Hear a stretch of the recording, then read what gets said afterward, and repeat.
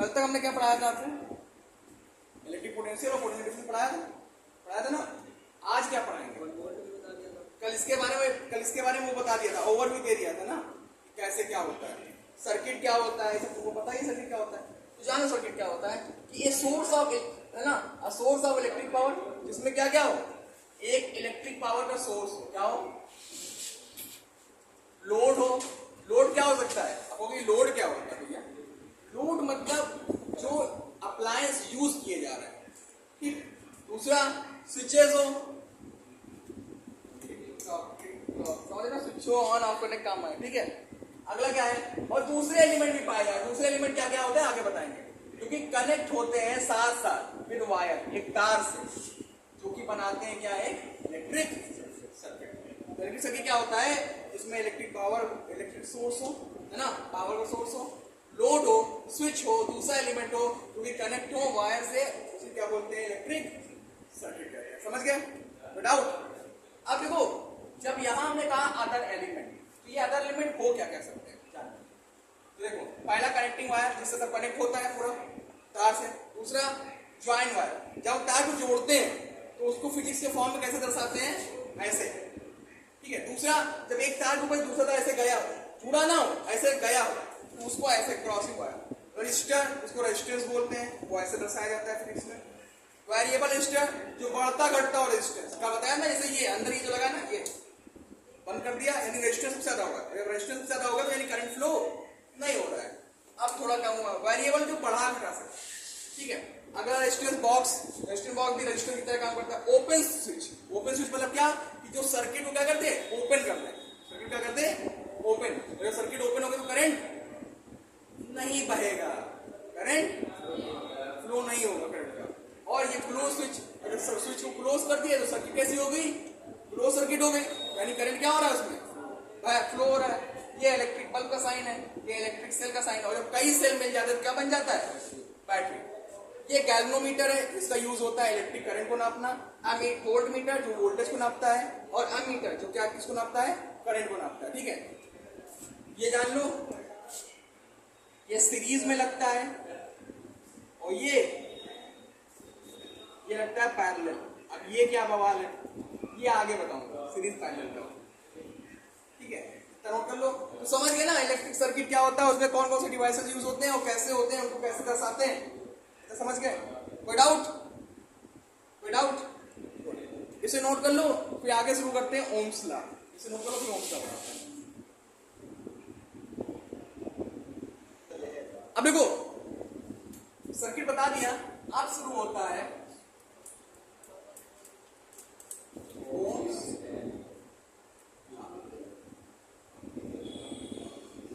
देखो, ओम एक वैज्ञानिक थे, सर ओम साइमन नाम था, सर साइमन ओम नाम था। क्या नाम था इनका? साइमन ओम, ठीक है। अब देखो, इन्होंने बताया कि अगर हम किसी वायर की फिजिकल, मान लिया 1 मीटर का वायर लेके आए,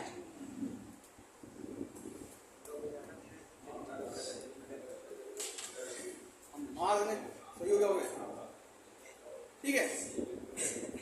ये क्या है, ये 1 मीटर का वायर ले लिया। सर साइमन ओम ने बताया कि अगर हम कोई एक वायर ले लिया, मान लिया 1 मीटर का वायर ले लिया, अब कह रहे हैं कि इसके फिजिकल स्टेट, मतलब ना तो इसको बढ़ाया जाए ना तो इसको घटाया जाए, तो जो इसमें करंट फ्लो होगा वो इनके एंड्स पे लगने वाले पोटेंशियल के क्या होगा, प्रोपोर्शनल होगा। मतलब कि नहीं समझेगा, कहने मतलब ये कि अगर इसके हम फिजिकल स्टेट चेंज ना करें तो इसमें जो करंट फ्लो होगा वो इसमें जो पोटेंशियल डिफरेंस होगा इनके एंड्स पे, उसके मल्टीप्लिकेशन के बराबर होगा। यानी कि करंट बढ़ा दिए तो पोटेंशियल डिफरेंस भी क्या हो गया, बढ़ गया। पोटेंशियल चार्ज करने में जो पावर यूज वर्क किया जाता है उसको पोटेंशियल बोलते हैं, ठीक है। अब क्या लिखोगे, इन्होंने बताया कि if physical state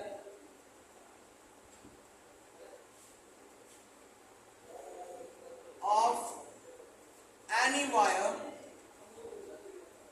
remain constant, मतलब चेंज ना हो, क्या ना हो, चेंज ना हो, कांस्टेंट रहे, देन तब क्या होगा, क्या होगा बेटा, जो इसमें करंट फ्लो होगा और इसके जो then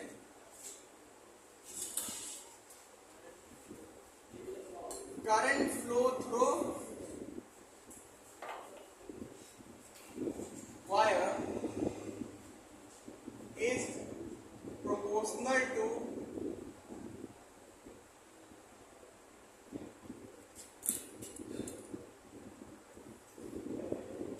potential difference of wire। मतलब कि अगर इसकी स्टेट में, फिजिकल स्टेट, टेम्परेचर में कोई चेंज ना करें तो क्या होगा, जो इसमें करंट फ्लो होगा वो किसके प्रोपोर्शनल होगा, प्रोपोर्शनल आई होगा वो ना। तो जब प्रोपोर्शनल हटेगा तो क्या आएगा, एक कांस्टेंट आएगा, और ये क्या है, कांस्टेंट है। जब प्रोपोर्शनल हटता है तो कांस्टेंट आता है, और ये कौन सा कांस्टेंट है, इसी को हम बोलते हैं क्या, resistance.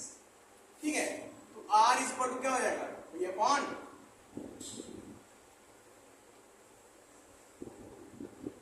R is equal to क्या हो गया, ये अपॉन I। तो यही बताया था ओम भैया ने। ओम भैया ने क्या बताया कि कोई किसी भी ऑब्जेक्ट, किसी भी वायर की फिजिकल स्टेट अगर चेंज नहीं करते हैं तो उसमें जो उसके एंड्स पे लगने वाला पोटेंशियल डिफरेंस है वो उसमें बहने वाले करंट के क्या होता है, डायरेक्टली क्या होता है, प्रोपोर्शनल होता है। ये प्रोपोर्शनल मतलब जानते क्या होता है, अगर हम वोल्टेज बढ़ा दिए तो करंट भी क्या हो जाएगा, बढ़ जाएगा। वोल्टेज घटा दिए तो करंट भी क्या हो जाएगा, अपने यहाँ ही देख लो भाई, इतना वोल्टेज आ रहा है, करंट बढ़ गया, वोल्टेज बढ़ा, करंट बढ़ा कि नहीं बढ़ा, बढ़ता कि नहीं बढ़ता, वोल्टेज घट जाता है तो करंट घट जाता है, घटता है ना, तो वही होता है प्रोपोर्शनल आई। ठीक है, नोट कर लो इसे। तो हम बता रहे थे ओम्स लॉ, उसी बीच में आ गया डीसी वाला, हमको बंद करना था। ठीक है, तो आगे आते हैं। तो बताया ना कि फिजिकल स्टेट किसी वायर का जो रिमेन कांस्टेंट अगर रहे तो उसमें जो करंट फ्लो होता है और उसके एंड्स में जो पोटेंशियल लगता है वो क्या होता है, कांस्टेंट होता है। मतलब अगर हम पोटेंशियल को बढ़ा देंगे तो करंट भी अपने आप क्या हो जाएगा, बढ़ जाएगा। सबसे अच्छा एग्जांपल अगर आपको लेना है तो आप सुबह सुबह आइए, धूप अच्छी निकली हो तो वहां जाइए, खड़े हो जाइए उसके पास जो यूपीएस लगा है वहां पे, वहां देखिए जैसे पोटेंशियल बढ़ा करंट अपने आप बढ़ जाता है, बढ़ता है ना, वोल्टेज घटा करंट घट जाता है। सब लाइव एग्जांपल चल रहा है तुम्हें इलेक्ट्रिसिटी का, और अगर तुम्हें देखना है कि प्योर है कि नहीं प्योर है तो छू के देख लो। आज के जमाने में अगर एक ही चीज शुद्ध मिलती है वो भी करंट है, इलेक्ट्रिक वाला, पानी वाला करंट नहीं शुद्ध मिलता है, छू के देखो, फ्री ऑफ कॉस्ट मिलेगा। और R इज इक्वल टू क्या, अब जब आप प्रोपोर्शनल हटा तो कांस्टेंट आया R, उसको हम क्या बोलते हैं, रेजिस्टेंस बोलते हैं। तो ये R बराबर क्या हो जाएगा, V अपॉन I। बस ओम्स लॉ इतना ही है। ठीक है, अच्छा ये बताओ, यहां निकला रेजिस्टेंस, रेजिस्टेंस निकला, तो रेजिस्टेंस की पहल किसने की, सबसे पहले किसने बताया रेजिस्टेंस के बारे में, ओम ने बताया। तो रेजिस्टेंस की यूनिट क्या हो जाएगी, ओम। वेरी गुड, आप इसको नोट कर लो, फिर आगे बताते हैं रेजिस्टेंस क्या होता है। देखो बेटा, ओम लॉ पढ़ लिया, पढ़ते हैं रेजिस्टेंस क्या होता है। देखो रेजिस्टेंस क्या होता है, ठीक है, रेजिस्टेंस में क्या होता है, अभी हमने कहा था कि जब फ्लो ऑफ, जब क्या कहते हैं, किसी भी वायर को कांस्टेंट रखा जाए, है ना, तो क्या होता है, उसमें जो करंट फ्लो होता है और उसके एंड पे जो क्या कहते हैं उसको लगता है, क्या लगता है, पोटेंशियल डिफरेंस, वो आपस में डायरेक्टली प्रोपोर्शनल होते हैं ना, कि अगर पोटेंशियल बढ़ा तो करंट बढ़ गया। लेकिन एक चीज देखो, जब ये प्रोपोर्शनल हटा तो एक कांस्टेंट आया R, यानी कि ये जो R है ये इन दोनों के साथ ही रहता है, कहीं कम रहता है कहीं ज्यादा रहता है, यानी रहेगा किसी न किसी वायर में, रेजिस्टेंस पता चल के ना कहाँ मिलेगा, वायर में मिलेगा। तो ये जान लो, ये होती है फंडामेंटल प्रॉपर्टी होती है इसकी,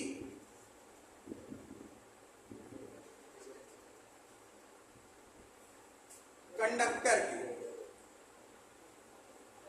कंडक्टर क्या होता है, जो चार्ज को इजीली क्या करता है, पास करता है। तो फंडामेंटल प्रॉपर्टी ऑफ कंडक्टर जो कि रजिस्ट करता है,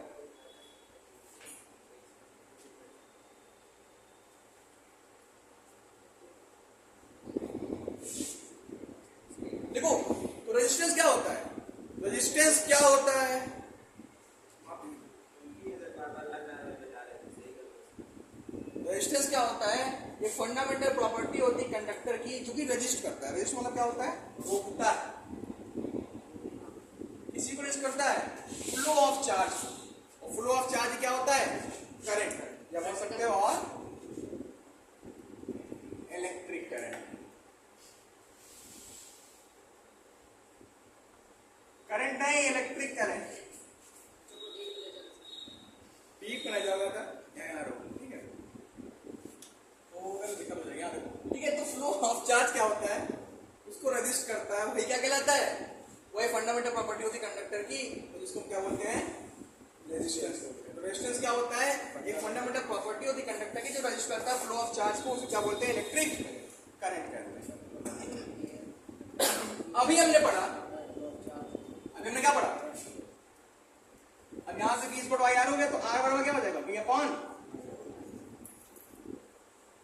आई हो गया। तो ratio of potential difference to the ratio of current to the current, the ratio of potential difference to the ratio to the current is called electric resistance. ये भी बोल सकते हो। क्या बोल सकते हो? कि रेशियो ऑफ पीडी सॉर्ट समझ गए ना? Potential difference to electric current, ये क्या कहलाता है? रेजिस्टेंस कहलाता है। क्या कहलाता है?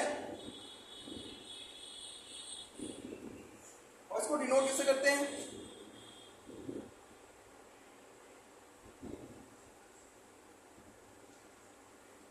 आर से डिनोट करते हैं। अभी हमने बताया यहाँ पे कि रेशियो जो होता है पोटेंशियल डिफरेंस का इलेक्ट्रिक करंट का, वही क्या कहलाता है? रेजिस्टेंस कहलाता है। और इसको आर डिनोट करते हैं, तो आर बराबर क्या हो जाएगा? P upon I. तो ये फॉर्मूला हो गया रेजिस्टेंस का, सिर्फ रेजिस्टेंस का, स्पेसिफिक नहीं, सिर्फ रेजिस्टेंस का। क्लियर? अब देखो इसकी यूनिट क्या हो जाएगी? यूनिट क्या हो जाएगी इसकी? वोल्ट पर। बेटा सारी यूनिट इसलिए बता रहा हूं ना, कभी कभी न्यूमेरिकल में देता कि resistance of a wire is 2 volt पर मीटर। अब बोले सर वहां तो आपने ओम बताया था, और यहाँ पे आपने क्या बता दिया? वोल्ट पर मीटर बता दिया। और दूसरी यूनिट क्या होती है इसकी? ओम। क्या होती है? ठीक है, तो समझ गए ना रेजिस्टेंस क्या होता है? ओम ला क्या होता है? अब देखो यहां आ गया ओम। अब कभी कभी पूछ लेगा आपसे कि 1 ओम क्या होता है? क्या पूछ लेगा? 1। तो अगर किसी वायर में 1 एम्पियर करंट फ्लो हो रहा हो और उसका जो पीडी हो, उसे पोटेंशियल डिफरेंस वायर कितना हो?